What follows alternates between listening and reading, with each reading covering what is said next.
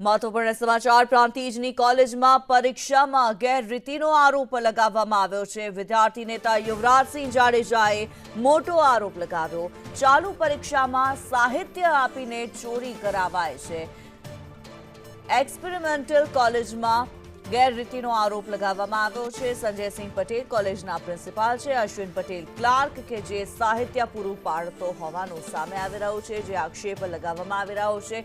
કોલેજમાં ગેરરીતિનો આરોપ લગાવવામાં આવ્યો છે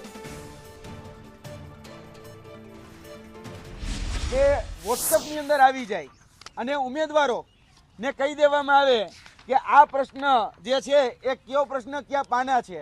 એક ઉદાહરણ તરીકે જોઈએ તો 2:49 27 માર્ચે એવું કહી દેવામાં આવ્યું કે ક્વેશ્ચન નંબર 1-3 પેજ નંબર 35, 36 અને 37માં પેજ ઉપર અને તમને જે બુક આપવામાં આવી છે એટલે કે સંસ્થા દ્વારા જે સાહિત્ય આપવામાં આવ્યું છે ત્યાં છે। એ રીતે રોજે રોજ ચાલુ પરીક્ષાની અંદર મોબાઈલ ફોન લઈ જવાની પણ છૂટછાટ છે। આ વિડીયોની અંદર તમે જોઈ શકશો કે ફક્ત વિદ્યાર્થીઓ પાસે એ સરકારી સાહિત્ય નહીં, એની સાથે સાથે મોબાઈલ ઇન્સ્ટ્રુમેન્ટ પણ છે અને વિદ્યાર્થીઓ છે એ એઆઈનો ઉપયોગ કરી અને એના જવાબો પણ અંદર એ લખી રહ્યા છે।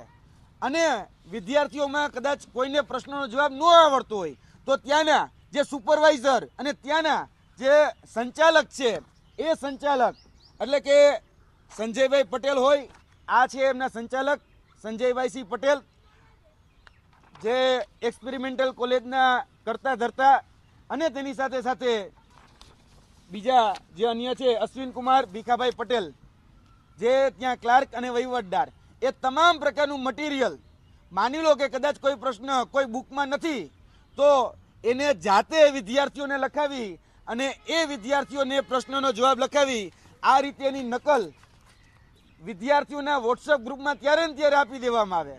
એટલે વિદ્યાર્થીઓને જોવા જઈએ તો તમામ સુવિધાઓ આ પ્રકારની આ એક્સપેરિમેન્ટલ કોલેજ જે પ્રાંતિજ ખાતે આવેલી છે તે આપી રહી છે।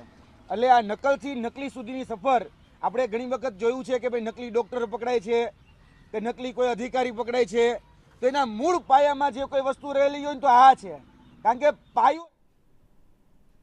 તો વિદ્યાર્થી નેતા યુવરાજસિંહ જાડેજાએ મોટા આરોપ લગાવ્યા છે। પ્રાંતિજની કોલેજમાં ગેરરીતિના આરોપ લગાવ્યા છે।